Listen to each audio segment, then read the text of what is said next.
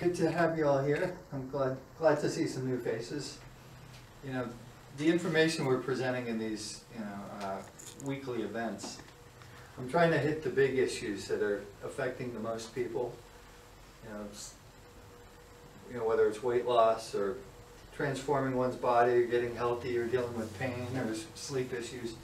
Kind of the big stuff that is affecting a lot of people. I hadn't looked at the stats until I was preparing for this talk, but 30% of people have insomnia to some degree or another. 40 million people with, this is in America, chronic sleep disorders, 40 million. 62% have a sleep problem a few nights a week. So, these things are pointing to something that's seriously out of balance. So as a holistic doctor,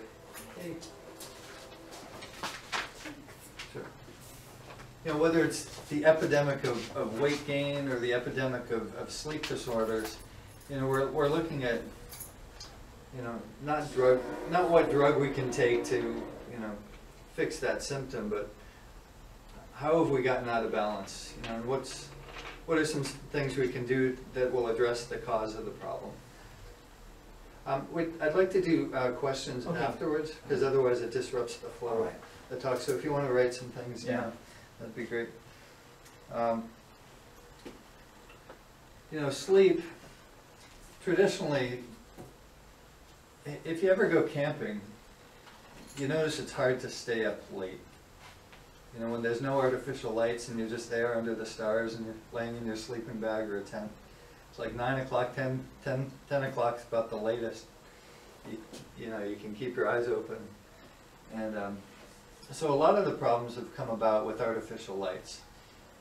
Generally, our sleep cycle, our melatonin levels, our cortisol levels, these are the hormones associated with sleep, have kind of followed the light and dark cycles. So our body naturally has this cycle of being active and then, recuperating. So most of our healing occurs while we're sleeping. So that's why it's so important that when we sleep, we're going deep into a rested state where we're not, our system isn't charged up. So you got your sympathetic nervous system and your parasympathetic. So when you're active, your sympathetic is dominant and parasympathetic. So if we eat late at night, eating is hard work on the digestive system. It actually takes a lot of energy to eat. So if we want to, really rest and recuperate at night, it's important that our body isn't working hard. Our heart isn't working. Our digestive organs aren't working. Anyways, I'm going into two different areas, but since we've used artificial light, it has created kind of an abnormal neurological signal in our brains, like these things. We should have candles here, maybe. But especially the blue light. So the red light in the daytime kind of wakes us up. Well, one of the problems is we have chronic fatigue, right? We're too tired in the day, and then at night we're too amped up. So that's kind of like the epidemic of what's going on with people's health is I can't remember. I think it was 1,500 deaths a year caused by falling asleep at the wheel. So people are tired, right? So because a lot of people are working indoors, we're not getting enough of the strong red light. The vitamin D and the sunlight's really important for the biochemical processes and the neurological processes. And then at night, when our brain doesn't generally see blue light except in the daylight with the blue sky. So the computer screens are giving us a lot of the blue light. So I wanted to show this. Just get flux as in fluctuating light. So it's a pretty interesting thing. So you can set it, and it can change your screen so you're getting more or less blue light. If you program where you live in the world, it follows whether it's day or night, when the sun comes up at that latitude, and it has your screen kind of match the amount of daylight in your room, like the natural light. So you're not getting you're not getting excessive stimulation of ranges of the spectrum that are abnormal for that time of day. And you can download it for free. I just was playing with it today. So that's kind of a cool thing, because they say that if you look at a screen, whether it's a cell phone, an iPad, or a computer, like at night, it'll disrupt how quickly you fall asleep by like an hour. It's huge. So lighting is one big issue as far as sleep. When we look at, okay, there didn't used to be chronic sleep disorders, and now 62% have it. What's different? Well, one thing that's different is our artificial lighting. If you're going to be indoors all the time, I guess you can get the full spectrum lights, that have the full range of natural light frequencies. They showed in England, they did a lot of studies that showed that kids' test scores went up significantly when they had full spectrum light. So all kinds of interesting studies. And then also, a lot of the things we're going to be talking about here as far as sleep have to do with stimulation to the adrenal glands. Your adrenals are the glands that are your stress glands. So they deal with stress, like they make adrenaline, that's the adrenal. So somebody scares you, you get adrenaline. But the adrenal glands also make cortisol. Cortisol is your body's own cortisone. It's an anti-inflammatory. So we're going to be talking about the connection between cortisol, which is active. When our body has high inflammation, it triggers cortisol. But cortisol is also what wakes you up in the morning. So there's a strong connection between inflammation in the body and our sleep rhythms. So cortisol is highest at 8 in the morning. It's supposed to, when cortisol comes up, that's why you wake up. And you fall asleep when cortisol drops. So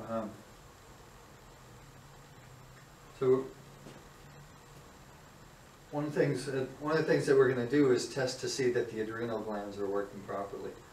A lot of times when people have sleep problems, it's because their cortisol levels are too high at night, and then they are drowsy in the morning because the levels are too low.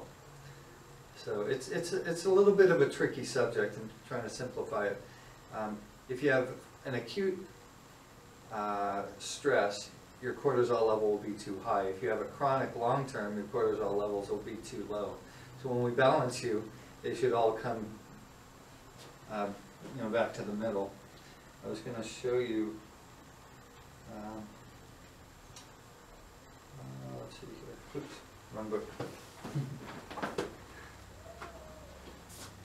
There was a study, I can't wait to show you, on grounding, that when we actually ground our body to the earth, here were the people's cortisol levels. These are 12 different people. And then after 3 weeks of grounding, I think it was 6 weeks of grounding, the high ones went down and the low ones went up. So everybody's rhythms got normalized. And people were reporting much better sleep patterns. So anything that kind of stimulates your adrenal glands, especially before bed, like coffee, everyone knows not to have caffeine before bed. Why is that? Because it stimulates your adrenal glands at a time when they should be relaxing. Also, food allergies can really trigger the immune system, but it just creates kind of like a frantic state in the body when the body's kind of dealing with some food where there's some kind of reaction. So being aware of what foods are irritating. Sometimes they create drowsiness, sometimes they amp us up. Like if you think of it, I'd love to do a video. I want to do, if I could do one video, it would be to show a kid's, like a little kid's birthday party. Like, and you could do it like, you could speed it up. And you see all the kids coming, hey, how's it going, you know, they're all nice and well behaved. And then they give them the junk food, right? The pasta, the pizza, the sugar, the sodas, cake, the ice cream. They go crazy, right? And the parents are trying to get them under control. It's like, oh, they didn't buy this stuff, you bought the stuff. Fed it to them. And then you could show a party of kids that are fed, you know, a healthy, the contrast, I think, would be just amazing to show that. So food allergies definitely mess up our normal energy patterns, let's put it that way. And then salt. 2008 to 2012, there were a lot of studies done to show that everything we thought we knew about salt was wrong. I wouldn't eat table salt still, but you know, sea salt and sodium levels are not the problem they once thought they were. In Italy, they did a study with 232 people that had had congestive heart failure. You know, they'd been in the hospital for it, but you know, they were out there on some kind of medication. And the one group took like 1,800 milligrams of salt, and the other took 2,700 grams. So there was like a 50% difference. And the group that had less salt were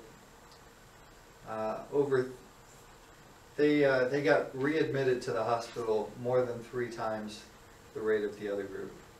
And they had 2.5 times as many deaths as the one group. And so then, let's see, the other study was, let's see, well, it was a huge study with thousands of people where one group had 2.5 grams, one had like 3 or 4 grams, one had 6 grams. And the consequences, I think it was on heart disease. The group with the lowest rate had 5 times as many, you know, heart attacks as the highest rate. So the Center of Disease Control completely reversed its position on salt. And the reason I bring this up, because it's not about heart disease, this class, is that low salt was also associated with increased stress hormones like adrenaline, which affects sleep. And so also, one of the disturbances with sleep is restless leg syndrome, which is usually a function of low salt, or either low sodium, low magnesium, or low potassium. And magnesium is the other big issue. They say 80% of Americans are low in magnesium. And one of the symptoms of low magnesium is insomnia. So, you know, just a few things that we can do naturally, you know, to balance our body out.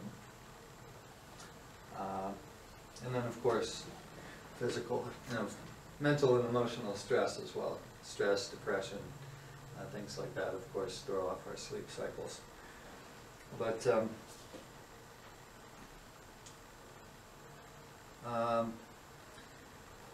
has everybody heard about, I wanted to get to the subject of grounding. Have you heard about it? Yes. Yeah? Okay. And I started my practice in '99 in Ojai. And cell phones had come out a few years earlier, and people were talking about, do these cell phones cause cancer, and you know, all the electromagnetic radiation from cell phones, you know, coming through the airwaves now bombarding us. And so there were all of these various products like the Q-Link, and there was this like ceramic bead that supposedly protects you from electromagnetic fields. And so in Ojai, you could always tell who were my patients because they were the ones walking around with the ceramic beads on their neck. And so it's like, oh, you're Dr. Whitten's patient.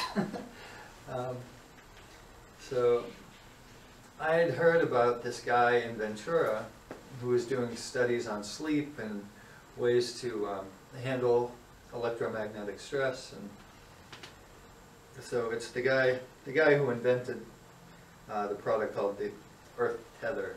Essentially, it's a book called Earthing.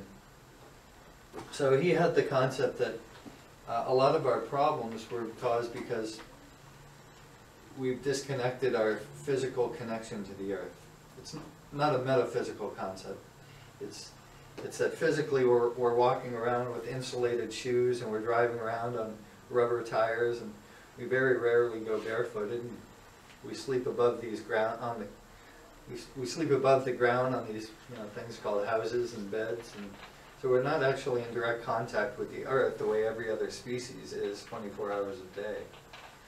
And so he was like, okay, well, what's the significance of the loss of physical grounding? And so that's what he did. So essentially, I met him. He was doing some preliminary sleep studies, and and so I invited him to come up and talk to my patients. And that resulted in him going around and grounding the beds of about 30 of my patients. So I went around with him, and he was one of the pioneers for cable television, like in the late 70s, early 80s. So he would come up and drill holes in people's wall and create a dedicated ground. He'd hammer a ground rod in the earth and connect the cord and somehow get it. So he had these bed sheets that had carbon and copper fibers in it. So it conducted the negative ions from the earth, and he would measure people's body voltage.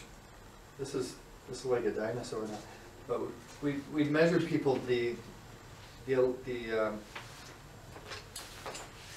alternating current. We would measure how much voltage was on people's bodies when they were lying in bed.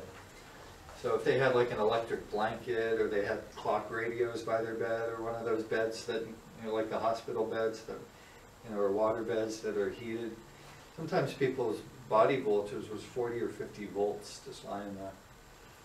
And when he would make the connection to the earth, it would go to a couple millivolts, which is thousandths of a volt. And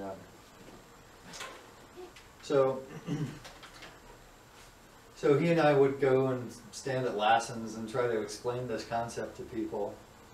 And he goes, women get it and men don't.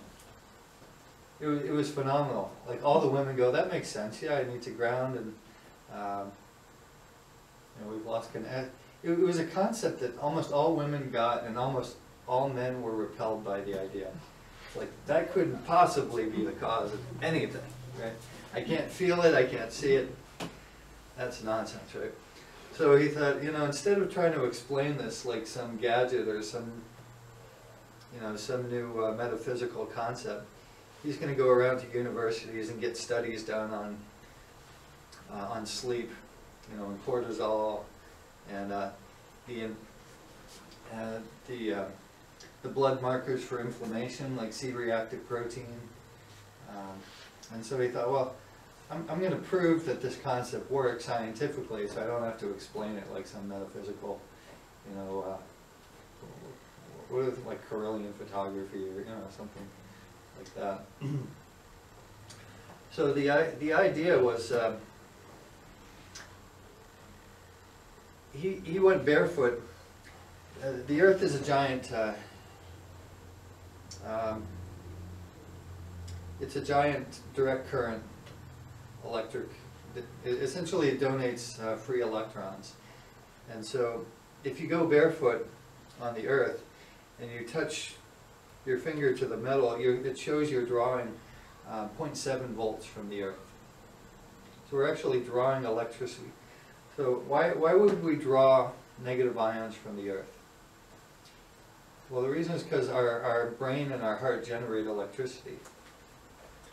And the Earth, we have an electrical relationship to the Earth. So the Earth grounds us, the ground grounds us. And so when he measured how much electricity, how much free electrons, essentially negative ions, how many negative ions we're actually drawing, it's somewhere about 250 million negative ions a second. They actually measured this with something that can count that. So it measured the flow, of electricity. And when we look at what is inflammation, see, let's see, I marked it here. There's some people that won a Nobel Prize when they discovered the connection between inflammation and all kinds of different diseases. So it says the idea that chronic inflammation could be involved in disease began about 25 years ago. 2 Australian researchers reported for the first time that stomach ulcers were not caused by stress or spicy food, but by inflammation triggered by bacterial infection. This discovery earned them a Nobel Prize. So they've since shown that inflammation is a contributor, if not the cause, of most chronic diseases. So why does the body get inflamed? I mean, yeah, if you get in a car accident, you'll have acute inflammation, but chronic inflammation is caused by free radicals. What's a free radical? Free radical is a chemical in your body that's missing an electron or two. And it goes around and steals those electrons from healthy tissue, thereby damaging healthy tissue and creating an inflammatory response. So a free radical is something that's missing an electron or two. Well, the Earth is giving us 250 million free electrons every second. The Earth is a giant antioxidant. Huge. This is a huge concept. Well, how do you prove it? Anyways, so they were showing, this is pictures 30 minutes later. This is thermal imaging, so it measures the heat. Inflammation is right, inflamed, inflame, it's like a fire, right? So you have increased heat production. So here's somebody's knees, and then there's their knees 30 minutes later after grounding.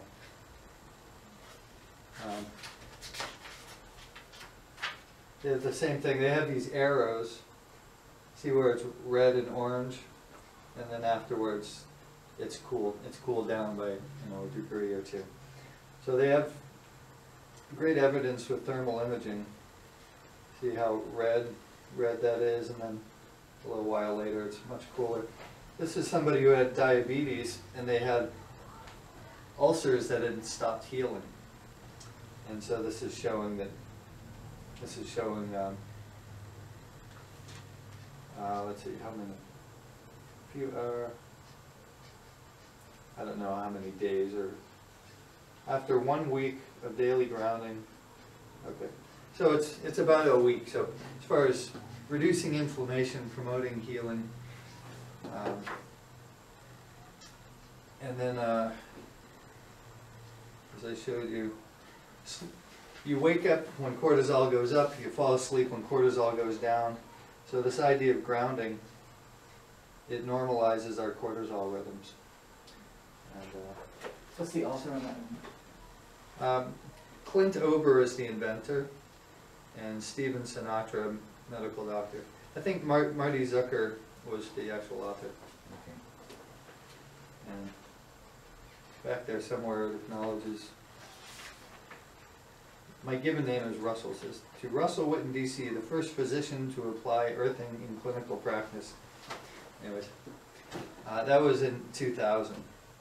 So I was married at a time to a woman who had been married for 8 years before me, never gotten pregnant. She'd been with me for like, I think 6 years at that point, never on birth control, never gotten pregnant.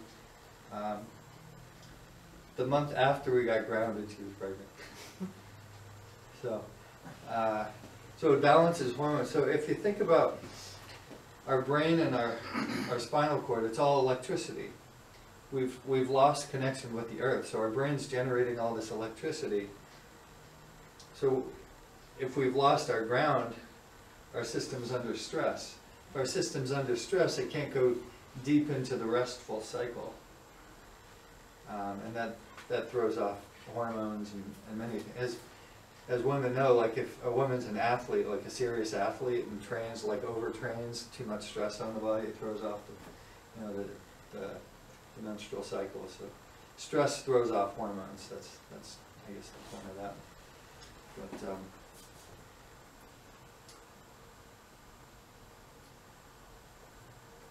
so one thing that I like to do with my muscle testing is to test people's inflammation levels and find out what are the factors that are causing inflammation in a given person. So if anyone wants to see that, you want to see that? Yeah. How I test it? Okay. One of you come up. Come I'll up. do it. So with muscle testing, hold nice and strong. Have you ever muscle tested before? While standing up and they press down on you, you see how, Okay. how you can hold that arm straight Yeah, up. That's right. it. Okay. Similar here. Relax the wrist. Straighten the elbow. Straighten the elbow. Just keep the wrist like you have it right there. Okay, good. Hold while I push. Hold. Should I try to resist? Yep. Okay. Exactly. As hard as I can. Just lock it. You know. Okay. It, But not as hard as I can. it's not a fight to the death or anything like that. Just kind of lock that. Sometimes it is, you know, Yeah. that's what enough what to do. No problem. Okay. So hold strong. Yeah. Hold. Good. All right. So let me just get a clear yes and no so I can see how his body responds. So I say, give me a yes. For what? For, yes for what? Just say yes? No, don't say anything. When I say give me a yes, the body holds strong. Oh, you're talking to the body, not to my Yes, thinking. exactly. Okay. All right, I didn't know this. Hold, give me a yes, hold, good, give me a no. That's how that works. Okay. Hold strong one more time, I'll say give me a no, hold strong. Okay, good. And one more time, give me a yes. Okay. Is it All right. really that different? They I- have I the couldn't- same effort both sides? I couldn't or budget. I couldn't budget. Really? When I said give me a yes, I tried about twice as hard. Oh, really? Yeah. Okay. It's amazing. So if we wanted to see what your inflammation level is on a 100-point scale, so 100 would be death by inflammation, 0 would be no inflammation. Right? Your inflammation level is over 5%, it's over 10%, it's over 15%, it's over 20%. Your inflammation level is over 25%, it's over 30. Relax the wrist, it's over 30%. Over 35%, okay, hold strong, your inflammation level is over 31, over 32, over 33. So it's about 32 or 33% inflammation level. Is that high or anything? It's a little bit high. Do you have pain? Yeah, off and on. It's everywhere. Sometimes like somebody stabbed me with a knife. And so, a lot in the feet. When lying down, not so much when standing Yeah, up, when lying okay. down. Okay. So, one thing we could check, hold strong, relax the wrist. Okay, hold that. Good. So there's more than one, so I'm going to make a statement and see if the body agrees with it. If it holds strong, it means it agrees with it. So if I say there's more than one major factor contributing to your inflammation, the body agrees with that. There's more than two major factors contributing. No, not more than two, so there's two. And then we could find it. We could say that is diet a major factor in your inflammation? Yes, okay. So if I said your body likes the type of oils that you're eating and using? No. Body likes the type of oils you're eating? Okay. So we would look at what kind of oils you're cooking with and things like that. Is stress a major cause of your inflammation? Okay. So it says, so do you have high stress levels or? I seem to, even though you say, Yeah. So- yes is a stress Yeah. problem. I do, absolutely. I worry all day long. Yeah, so stress is a high cause of it, okay. That's like I have PTSD. It feels that bad. Yeah. So The world, it drives me down, all the people in Santa Barbara, and the stress and the way I'm treated in public, and the way I've been beaten up for years living here, it has beaten me down, the people. Okay. And the world news is all dark. It's all, this is a cat that saves a little boy from a pit bull, that's as good as it gets, you know. Yeah, It's too much. All negative up there. yeah.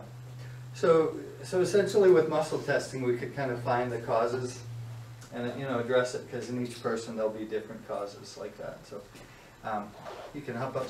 So then we'd make some changes, and then it'd be really easy to recheck. All right, good job. It'd be really easy to check and show the levels going down.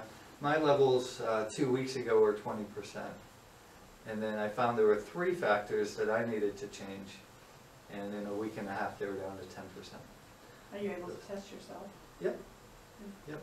So with the workshop there, I show you how to test yourself or others. So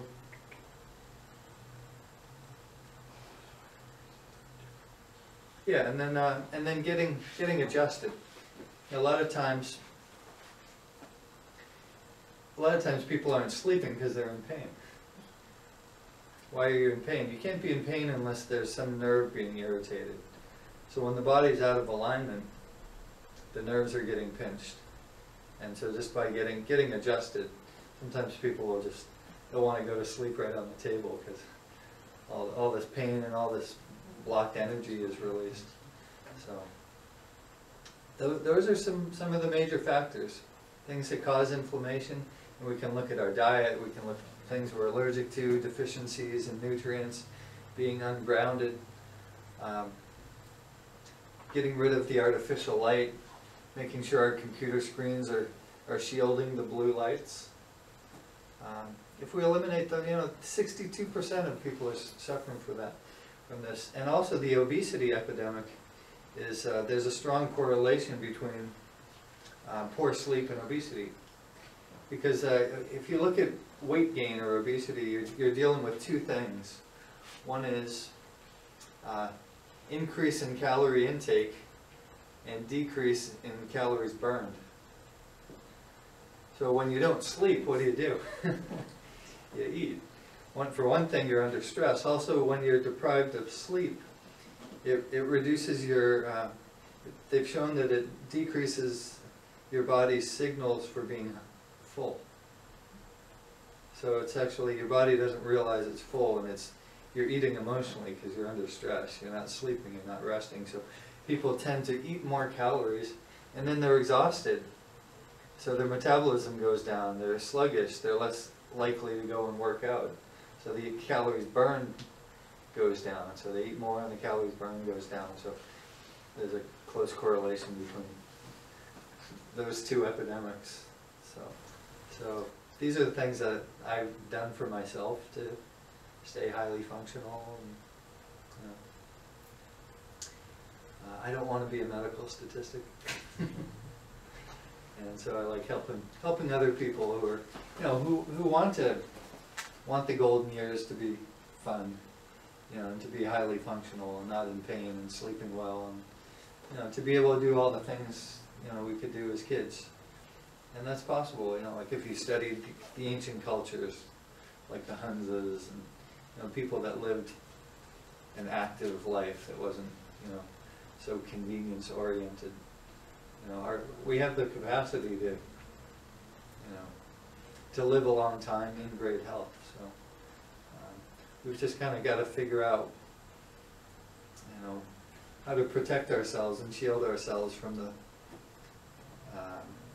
the effects of all the modern conveniences that have kind of taxed our health. So, anyways, I just this week set up an account so I can get these bed pads. I used to do it with Clint. We had like a little informal arrangement, but he's since become this big corporation.